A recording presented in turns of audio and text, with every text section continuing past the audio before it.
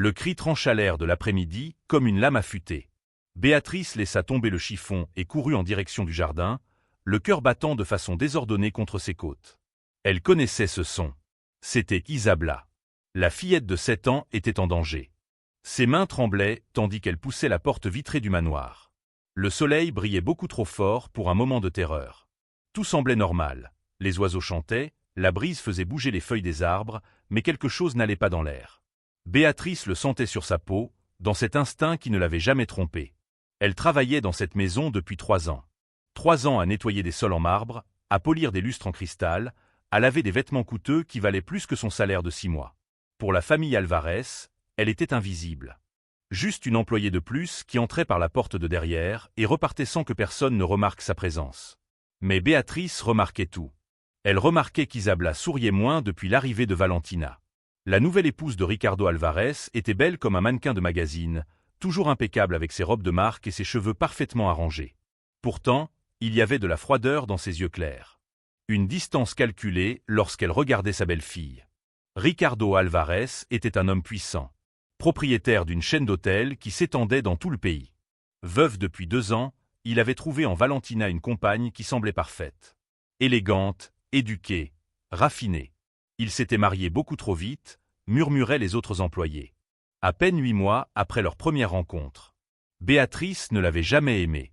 Pas par jalousie ou préjugé. C'était quelque chose de plus profond. La manière dont Valentina regardait Isabla lorsqu'elle pensait que personne ne la voyait. Le sourire qui disparaissait dès que la fillette entrait dans la pièce. Les conversations chuchotées avec Leonardo, le chauffeur, qui se terminaient toujours brusquement quand quelqu'un approchait. De petits signes qui formaient un tableau troublant. Ce matin-là, la famille avait décidé de passer le week-end à la ferme. Une immense propriété à l'intérieur du pays, avec des chevaux, un lac et une cabane dans l'arbre qu'Isabla aimait plus que n'importe quel jouet. La fillette passa le petit déjeuner à parler avec enthousiasme de jouer là-haut. Ses yeux bruns brillaient de joie. Valentina se contenta de sourire.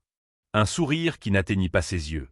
Béatrice était en train de nettoyer le bureau lorsqu'elle entendit la conversation. Valentina et Leonardo parlaient bas dans le couloir, mais les murs de ce vieux manoir faisaient résonner les sons d'une manière étrange. Elle ne comprit pas tout, seulement des fragments qui glacèrent son sang. Cet après-midi, la petite maison doit être prête. Personne ne soupçonnera. Ça ressemble à un accident. L'argent sera sur ton compte demain. Ces mots résonnèrent dans sa tête pendant tout le trajet. Ricardo conduisait de façon détendue, parlant affaires au téléphone. Isabla fredonnait sur la banquette arrière, serrant son ours en peluche contre elle. Valentina regardait par la fenêtre avec une expression neutre. Leonardo suivait dans la voiture derrière avec les bagages. Tout semblait normal. Mais Béatrice savait que ce n'était pas le cas. En arrivant à la ferme, Isabla courut immédiatement vers sa cabane dans l'arbre. C'était une construction magnifique, tout en bois peint en blanc, avec des fenêtres colorées et une échelle de corde. Elle était suspendue entre les branches d'un chêne centenaire, entourée d'un feuillage dense. « Je vais jouer à la princesse !» cria la fillette, montant les marches avec agilité. Ricardo sourit distraitement et retourna à son appel. Valentina se dirigea vers l'intérieur de la maison. Leonardo déchargeait les valises avec des gestes mécaniques, mais Béatrice remarqua la sueur sur son front. Il ne faisait pas chaud. Elle fit semblant d'arranger les choses dans la cuisine, mais gardait les yeux sur le jardin. Quelque chose n'allait pas. Vraiment pas. L'air semblait lourd, chargé d'une tension invisible. Et alors elle la vit. Valentina était immobile sur la véranda, observant la cabane dans l'arbre. Ce n'était pas un regard de belle-mère inquiète. C'était de l'attente.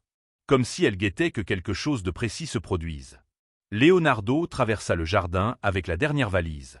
Ses yeux croisèrent ceux de Valentina pendant une seconde. Un geste presque imperceptible. Un signe. L'estomac de Béatrice se noua. Elle sortit par la porte latérale et marcha vers le chêne, faisant semblant de ramasser des branches tombées. Elle devait rester près d'elle. Elle devait protéger Isabla, même sans comprendre exactement contre quoi. C'est alors qu'elle l'entendit. Un bourdonnement faible, croissant, venant de la cime de l'arbre. Son sang se glaça. Des abeilles. Beaucoup d'abeilles. Et le son devenait plus fort, plus agressif. Béatrice leva les yeux et vit le nuage sombre commencer à se former autour de la cabane. Isabla ne s'en était pas encore rendu compte. Elle jouait tranquillement avec ses poupées, chantonnant doucement. Le bourdonnement augmenta.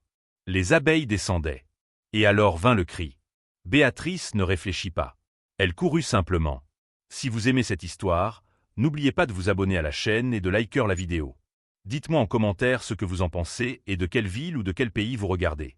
Votre participation est très importante.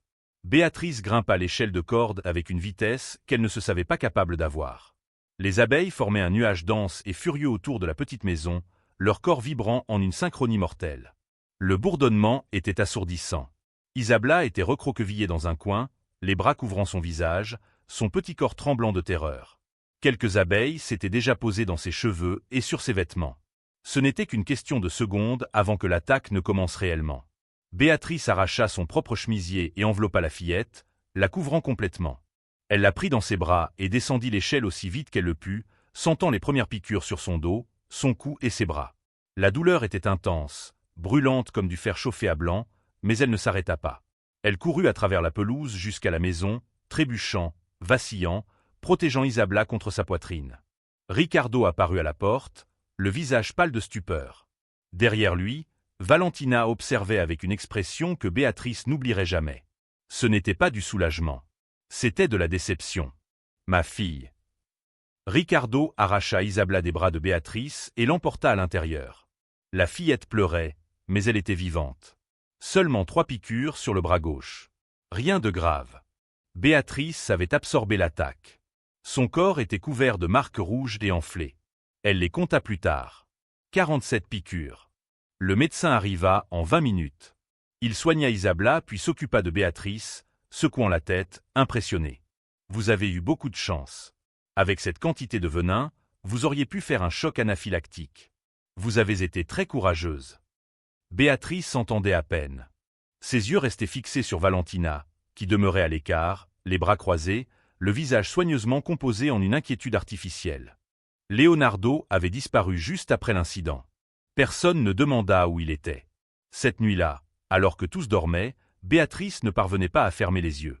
La douleur des piqûres pulsait, mais c'était son esprit qui brûlait le plus. Ce n'était pas un accident. Les abeilles n'attaquent pas ainsi, ne forment pas des essaims de cette manière sans raison. Elles avaient été attirées.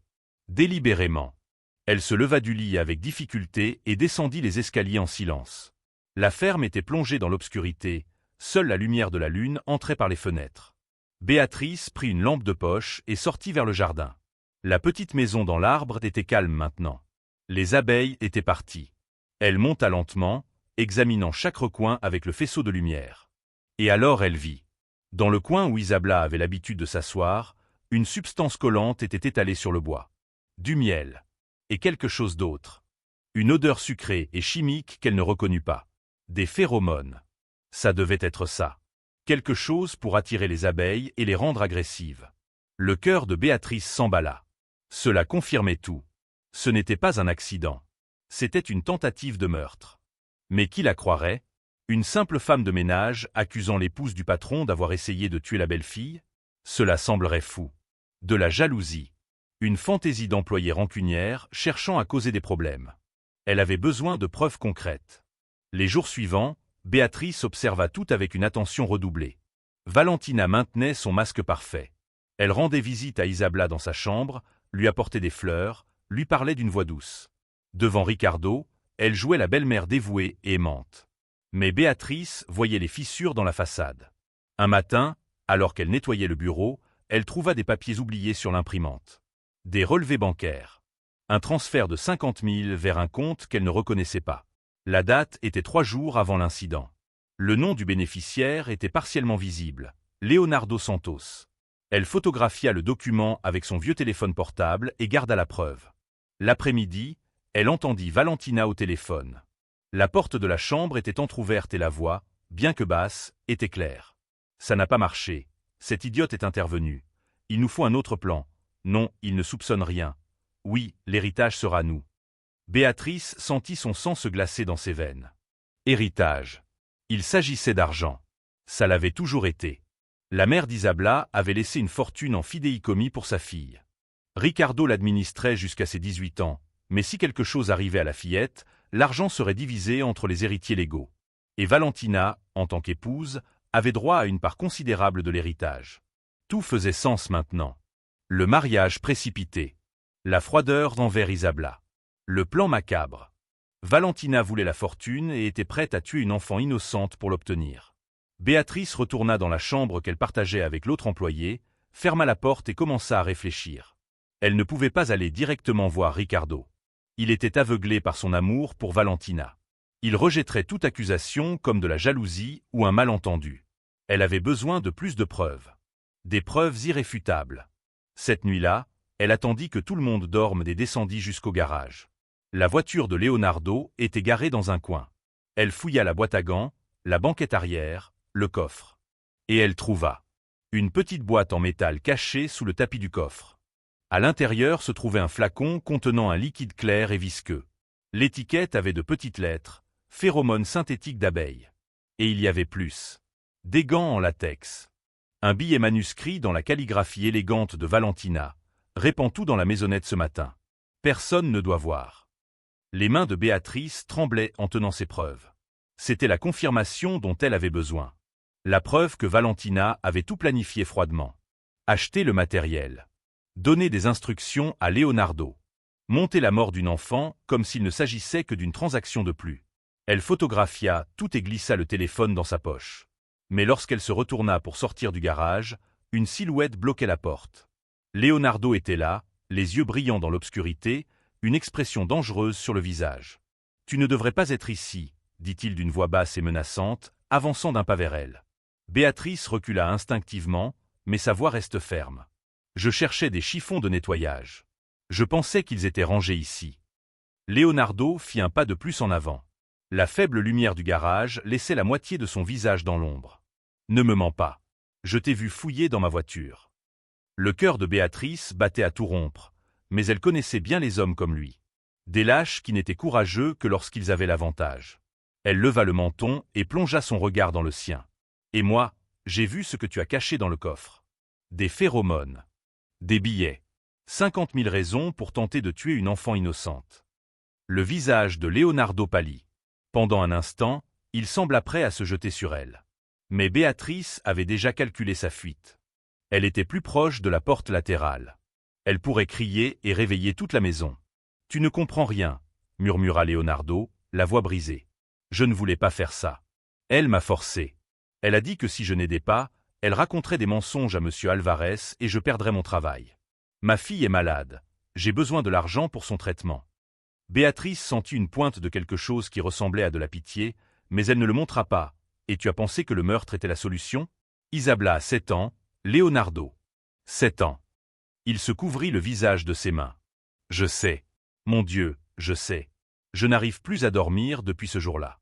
Quand je t'ai vu monter cette échelle, sauver la fillette, j'ai réalisé le monstre que j'étais devenu. »« Alors aide-moi à l'arrêter, » dit Béatrice rapidement, profitant de sa faiblesse. « Avant qu'elle ne recommence.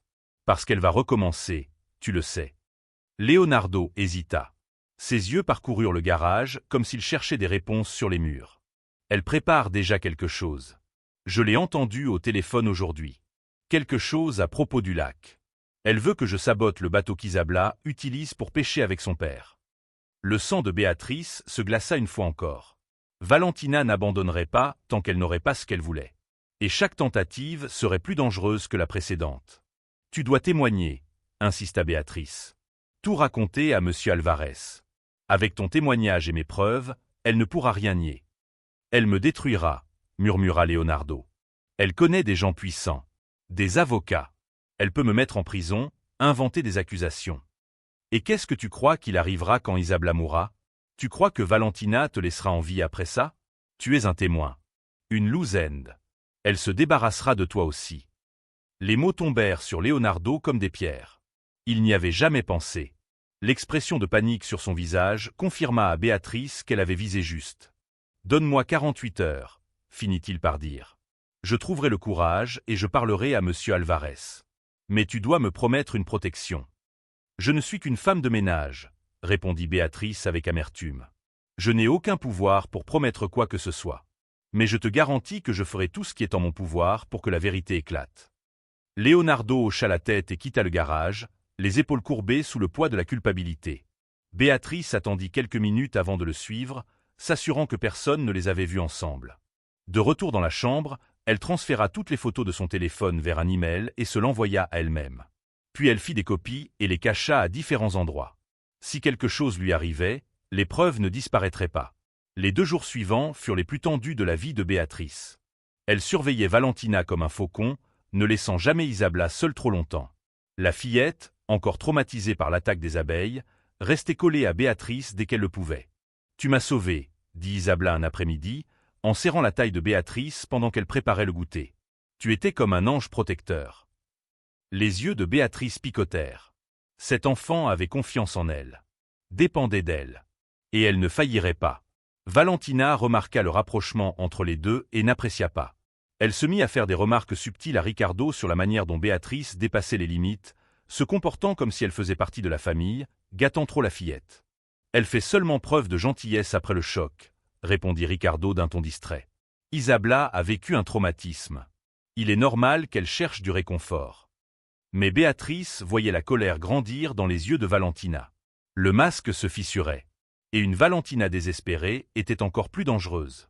Le matin du 3e jour, Leonardo ne se présenta pas au travail. Béatrice sentit son cœur se serrer. Elle appela son portable plusieurs fois. Rien. Elle alla jusqu'à la petite maison au fond de la propriété où il vivait. Vide. Ses vêtements avaient disparu. Il avait fui. L'espoir d'avoir un témoin s'effondra. Elle était seule contre Valentina.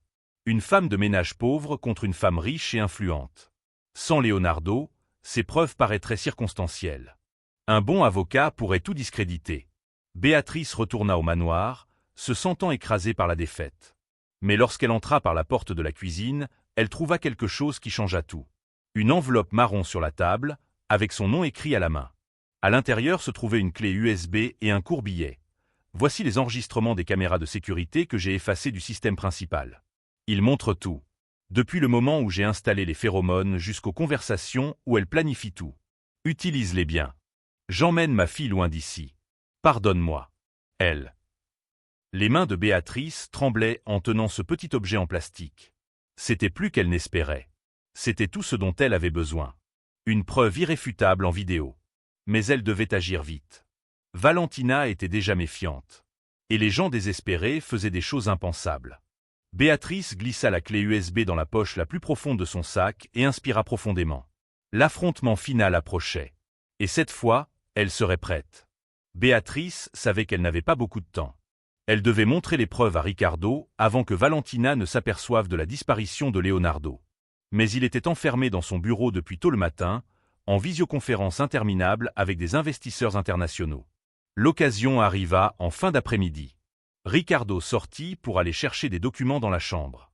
Béatrice l'intercepta dans le couloir, la clé USB serrée dans la paume de la main. « Monsieur Alvarez, j'ai besoin de vous parler.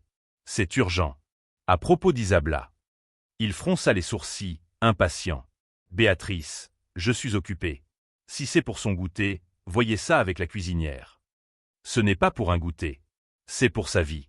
S'il vous plaît, juste 5 minutes. » Quelque chose dans le ton désespéré de sa voix le fit s'arrêter. Il la regarda vraiment pour la première fois depuis des mois. Il vit les marques encore visibles des piqûres d'abeilles, la détermination dans son regard, le tremblement de ses mains. « Très bien. Venez. » Elle le suivit jusqu'au bureau. Ricardo ferma la porte et croisa les bras. « Parlez. » Les mots sortirent précipités. Béatrice raconta tout. Les conversations chuchotées, les regards étranges, le miel contenant des phéromones dans la cabane de l'arbre, le virement bancaire, le billet manuscrit, les enregistrements de sécurité. L'expression de Ricardo passa de l'impatience à l'incrédulité, puis à la colère contenue. « Vous êtes en train de me dire que ma femme a tenté de tuer ma fille ? C'est une accusation gravissime, Béatrice. Vous avez idée de ce que vous avancez ? » « Je sais exactement ce que je dis, » répondit-elle en tendant la clé USB. « Et j'ai des preuves. » Il prit l'objet avec hésitation, comme s'il brûlait. Il alluma l'ordinateur et inséra la clé USB.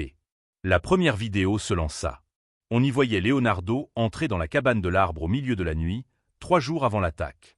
Il étalait une substance collante sur le bois, nerveux, regardant autour de lui constamment. La deuxième vidéo était encore plus troublante.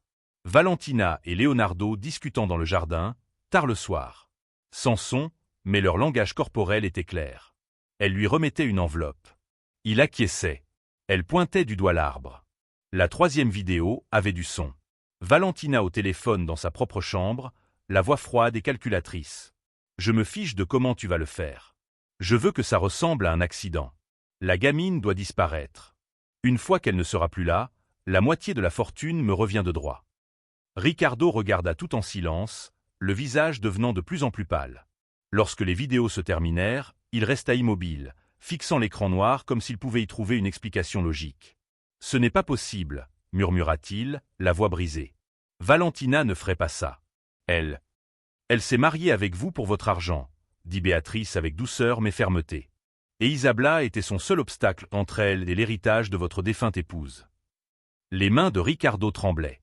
Il se couvrit le visage, les épaules courbées sous le poids de cette vérité brutale. « J'ai fait entrer cette femme dans ma maison.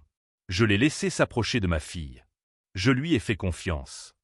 Vous ne pouviez pas savoir. Elle a trompé tout le monde. » Il se leva brusquement, les yeux rouges de rage et de larmes retenues. Où est-elle maintenant? Dans la chambre, je crois. Elle se préparait pour le dîner. Ricardo rangea la clé USB dans sa poche et se dirigea vers la porte. Béatrice le suivit, le cœur battant. Ils montèrent les escaliers en silence. Il frappa à la porte de la chambre principale. Une fois, deux. La troisième fois, il entra sans attendre de réponse. Valentina était assise à la coiffeuse, en train de se maquiller. Elle se retourna avec un sourire qui s'effaça instantanément en voyant l'expression sur le visage de son mari. « Ricardo, que se passe-t-il » Il jeta la clé USB sur la coiffeuse. « Tu sais ce que c'est » Elle prit l'objet, feignant la confusion. « Une clé USB ? Je ne comprends pas. Ne me mens pas. » La voix de Ricardo tonna dans la maison. « Tout est enregistré. Toi et Leonardo. Le plan. L'argent. Les conversations. Tout. » Le visage de Valentina perdit toute couleur. Ses yeux parcoururent la pièce, cherchant une issue, une excuse, n'importe quoi. Et ils s'arrêtèrent sur Béatrice, debout dans l'embrasure de la porte. Le masque tomba complètement. Il ne resta que de la haine pure. « Cette garce fouineuse » siffla-t-elle en pointant Béatrice du doigt. « Tu vas croire une femme de ménage plutôt que ta propre épouse. »« Je vais croire les vidéos » répondit Ricardo d'une voix glaciale. « Je veux que tu quittes ma maison. Maintenant. » Valentina se leva brusquement, essayant de retrouver contenance. « Tu ne peux pas m'expulser comme ça. J'ai des droits. Je suis ta femme. Plus pour très longtemps. Mon avocat s'occupera de l'annulation. Et ensuite, il fera en sorte que tu passes les prochaines années en prison pour tentative de meurtre. » Tentative. Valentina éclata d'un rire hystérique. « Je n'ai rien tenté. Ces abeilles étaient un accident. » Ricardo prit son téléphone et composa un numéro. « Police, je veux signaler une tentative de meurtre contre ma fille. J'ai des preuves vidéo. Oui, j'attends ici. » La réalité s'abattit sur Valentina comme un seau d'eau glacée. Elle tenta de fuir, mais Ricardo bloqua la porte. Elle hurla, pleura, supplia, menaça, mais rien ne changea l'expression implacable sur son visage. La police arriva en 15 minutes. Béatrice remit toutes les preuves qu'elle avait recueillies. Les relevés bancaires, les photos du flacon de phéromones, le billet manuscrit. Le tout formait un dossier solide et irréfutable. Valentina fut emmenée menottée, criant encore des menaces et protestant de son innocence. Les voisins sortirent pour voir le scandale. La femme élégante et raffinée traînait jusqu'à une voiture de police comme une criminelle ordinaire. Ricardo serra Isabella dans ses bras, qui s'était réveillée à cause des cris et était effrayée. « Tout va bien, mon amour. Tu es en sécurité maintenant. Pour toujours. » Il regarda Béatrice par-dessus la tête de sa fille. Il y avait de la gratitude dans ses yeux, du respect, et quelque chose d'autre. La reconnaissance qu'il s'était trompé en la jugeant, qu'il avait complètement sous-estimé cette femme qui nettoyait sa maison. « Vous avez sauvé ma fille 2 fois, » dit-il, la voix serrée. « Je ne pourrai jamais vous remercier assez. » 3 semaines plus tard, la vie dans le manoir Alvarez avait complètement changé. Le procès de Valentina avait agité la presse pendant plusieurs jours. Son visage parfait apparaissait dans toutes les manchettes, mais maintenant avec une expression bien différente de cette élégance calculée. Le jury n'avait mis que 2 heures pour la condamner. 15 ans de prison pour tentative d'homicide qualifié. Leonardo, qui était revenu volontairement pour témoigner, avait reçu une peine réduite pour collaboration. Le manoir semblait plus léger maintenant. Comme si un nuage sombre avait été dissipé, permettant à la lumière d'entrer à nouveau. Isabella avait recommencé à sourire. Pas ce sourire timide et craintif des derniers mois, mais le sourire large et sincère d'une enfant qui se sent en sécurité. Béatrice était dans le salon en train d'organiser les fleurs quand Ricardo entra. Il lui avait demandé de lui parler ce matin-là. Elle s'attendait peut-être à un remerciement formel, qui sait, une prime sur son salaire. « Asseyez-vous, s'il vous plaît », dit-il en indiquant le canapé. Elle obéit, mal à l'aise. Elle n'avait pas l'habitude de s'asseoir sur les meubles coûteux de la maison. Cela avait toujours été son travail de les nettoyer, pas de les utiliser. Ricardo inspira profondément.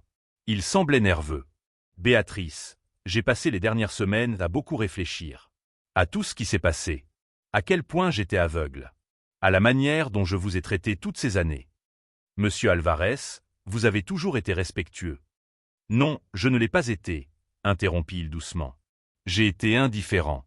Vous avez travaillé dans ma maison pendant 3 ans et je connaissais à peine votre nom de famille. Je vous ai traité comme invisible.